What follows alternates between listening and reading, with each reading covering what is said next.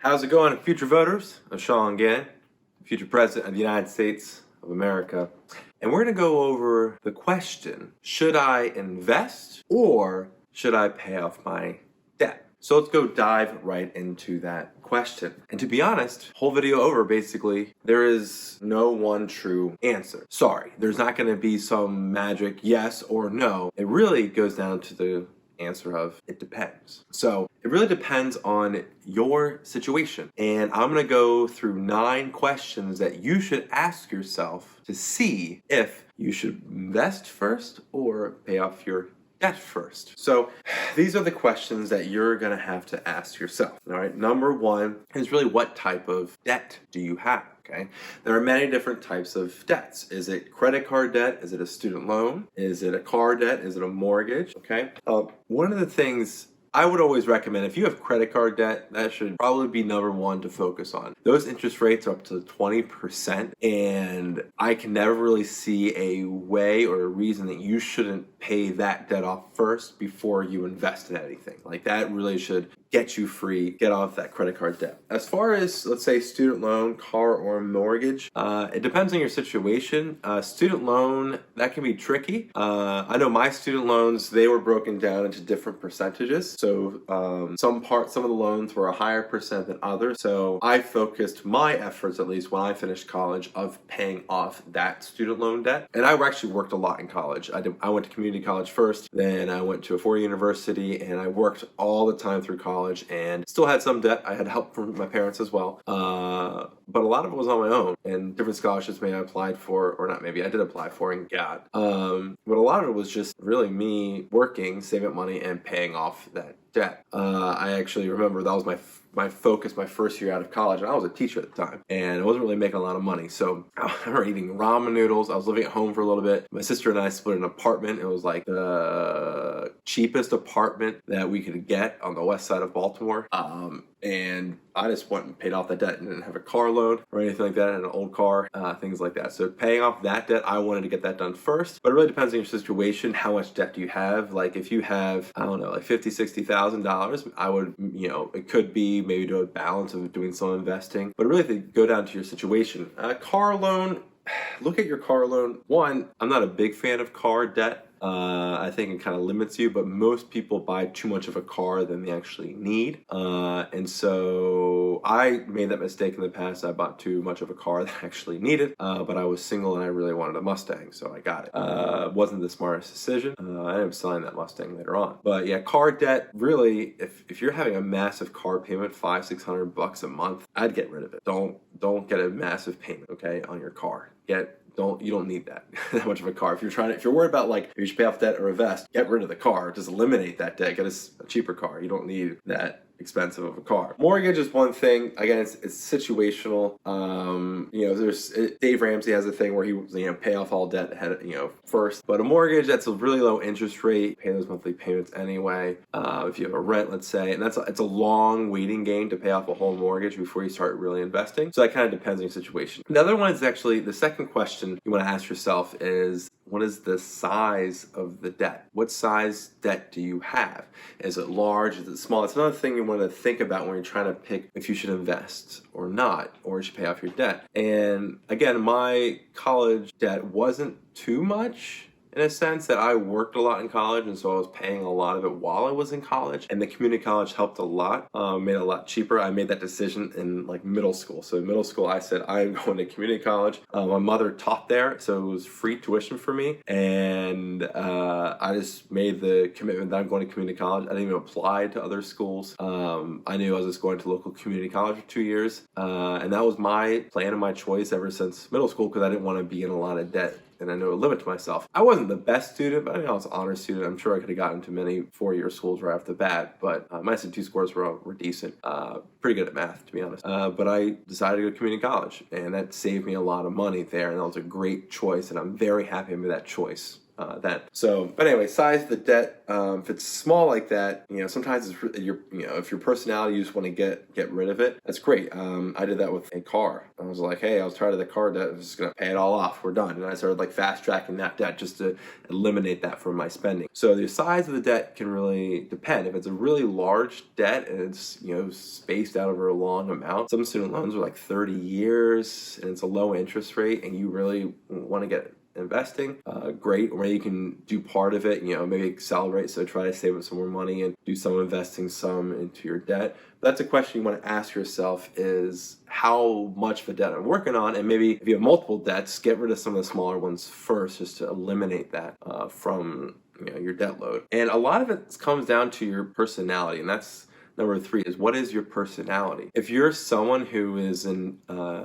doesn't like to be risky, then pay off your debt. There's nothing more freeing than paying off debt. There are very few things more freeing, but when you have a debt and you pay it off, like I remember paying off that college debt, and it was for my bachelor's degree, and putting that last check in after like saving and not really spending anything, eating ramen noodles every night, paying off that college debt was awesome. Now, later on in life, when I got my master's in math education and then I got my MBA, I worked a second job during that time to pay for those degrees.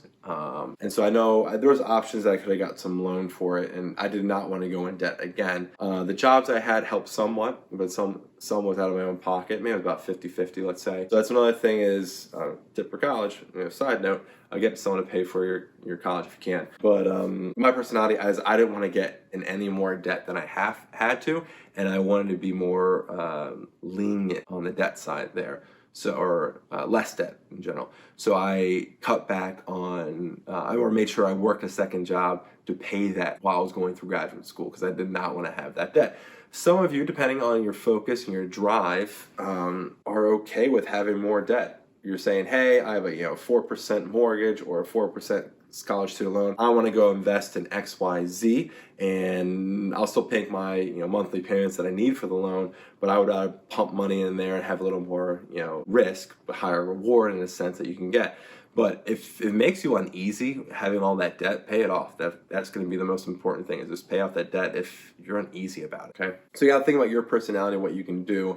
I like to err on the side of being, I think, a little cautious in a sense, where I don't want to have too much debt out there, and I definitely see the freedom of having little to no debt allows. You can move where you want to move. You're not stuck in an area. If let's say you lose your job or something like that, it's not that big of a deal if you don't have that much debt. A lot of expenses there.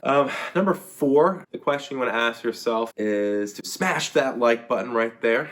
Don't forget to smash it. That helps us here make more videos, okay? But really, number 4 is, what is your income level? What income level do you have, and how does that affect it? Like, if you're making boatloads of money and you have, like, I'll put an example here. Let's say I have $100,000 in debt. Let's just say student loans, right? But I'm making $200,000 a year. That $100,000 in debt really isn't as much of an impact in my monthly payments and how I go throughout my day than it's, say, I have $100,000 in debt and I'm making $50,000. Because if you have your basic expenses that you have to pay for, that first part there is just going to have to happen, and then you have that monthly debt payment, and there's really not much left over, if any, to really invest. And so that burden there is on, you want to get rid of that debt so you can maybe have money to invest, in a sense. But someone who has a lot of money, make $200,000 a year, if they're focused, they can easily do, both invest and pay off their debt. So it really kind of depends on where you are. And again, if you have low income, pay off that debt, free yourself there, have some more freedom there. So if your income's lower, I would definitely recommend paying off your debt faster. Number 5 here, the question number 5 is, does your job offer matching? So depending on how you want to invest, most likely it's a 401k or like a 403b or something like that. But if your job offers something to match in some way, shape, or form, do that. That is like the most important thing. Like, I know, and that's where I kind of differ from, I believe, Dave Ramsey. He talks about how just,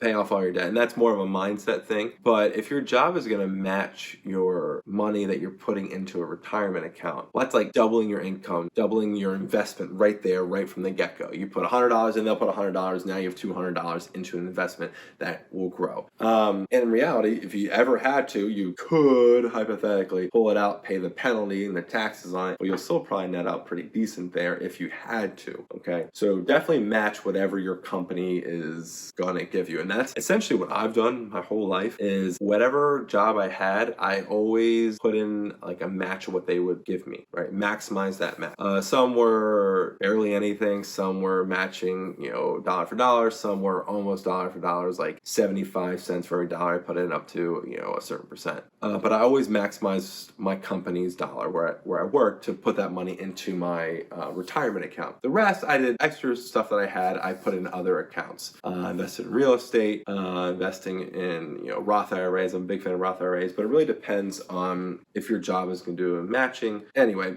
match that, okay? I'm kind of going into the other parts here. So number 5 again is, does your job offer matching? Maximize that. 6, which I was tying into there, is how would you invest it? A lot of people ask themselves, oh, should I pay off debt or should I invest it? But if you don't know what you're going to invest in or have no idea of how you're going to invest it, then just pay off your debt. But really, you should focus on, how am I investing this money then? If I'm choosing not to pay off a debt, am I going to invest it? Okay. And the way you can kind of think about it, like if you're paying off a debt that's at 4% or 5%, let's say rate, it's kind of similar to if you got a 4 or 5% return on your own investment, let's say. But you really have to determine what you want to invest in. Are you investing in real estate? Are you investing in stocks? Are you doing a 401k, 403b, a Roth? There's many different ways that you can invest. And you have to think about what you want to do. I know with like real estate, a lot of people, there are ways to do it where you can invest in real estate with no money down, in a sense, and using other people's money to buy houses, flip them, things like that, refinance them, get a renter in there. That's a little risky. It wasn't necessarily something I enjoyed doing or really put a lot of time considering. I know a lot of people do it, and that's more of their personality, and they want to go out there and they're okay, buying a home with zero money down because they didn't have a dollar to put down on there. That's something that's not for me, but for you it could be. And if you're that type of person, maybe you don't want to pay off your debt. But if you're someone like me, like I would rather pay off a lot of my debt and be a little more secure when I'm investing in real estate. I do like real estate as an investment. I think it's a great way to invest your money personally, but there's a lot of different ways you can do it. And if you're someone who's gonna hop in and do real estate with zero money down, then you're someone who's probably comfortable with having a lot of debt. So it really depends on how you want to invest that money, but have a game plan. Right? No sense in taking that money and just having it sit in a bank account while you think for a year or two of how you're going to invest it. Go make it do something, pay off that debt or something. Number 7 is, I kind of touched earlier on this, is can you do both? Can you do a mix of that? Let's say whatever debt you have, let's say it's a car loan and it's $300 a month. Well, can you do an extra $100 towards that and then $100 towards your retirement or towards some investment? You can split, let's say you have that $200 that you can invest per month. You could split that up. So you can do a 50-50 kind of thing there where it starts paying off car loan faster, but then also invest. One thing you want to think about also would say a car loan or, I wouldn't do it on your home. But on a car loan, like you can get cheaper insurance. There's no lien on the vehicle. That's one of the plans I'm thinking about doing with mine. Is actually paying it off quicker, so then I would have a cheaper insurance rate with a higher deductible, but I'm okay with that. Change my coverage in a sense that less coverage is required on my vehicle if I don't have a lien on it. So there's something you can save there. Insurance will be cheaper in that sense to think about. But I think I do like the mix, depending on your income and what factor is best for you. But doing both, and then if you're let's say you have a car loan and it's $300 a month, but you can put an extra $100 a month towards there and $100 towards investing. As soon as that car loan is out, now you can take that $400 total, right? 300 plus another 100, and put that towards investing that you had before, or the $300 of the car loan. But you can put more money towards that investing by slowly paying, if you're used to that payment there. So that's something to think about and try to see if you can do both. Number 8 is, where are you in your life? Okay, I'm a big proponent of 2 things. One, I don't want to have any debt that I'm leaving to my kids. All right? When I die, I don't want any debt that they have that can't be paid off with some investment that I have as well. And 2, I also want to leave money for them. That's like a goal of mine, to have a sizable amount that I can leave to my kids or grandkids, things like that. But it really depends on where you are in your life. If you're 40 and you haven't started investing, man, you got to start investing. Like, there's plenty of people out there who really haven't started investing into any retirement or anything like that by 40, 50 years old, and you need to start doing that. And if you still have a whole bunch of debt at that time, like you probably still have a mortgage, and that's cool. I mean, that's probably going to happen. And a car loan maybe, but you really need to get your finances in order if you're having a lot of debt later on in life. Like, be smart about it.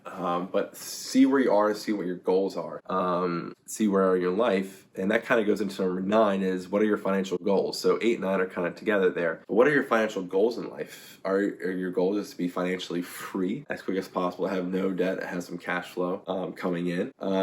So some people really, well, different ways of financial free and how it fits you. Like, some people just want to have no debt and live a life of no debt first, and then they can invest and get money coming in. Some people are okay with a whole bunch of debt, but if it's cash flow, let's say rental property. So let's say your all expense and everything is $1,000 a month, but your property is making you $1,500 a month. They're okay with multiplying that so many times out because each one's bringing them $500 a month. But then you're risky because you could have a couple $1 million in loans just sitting out there.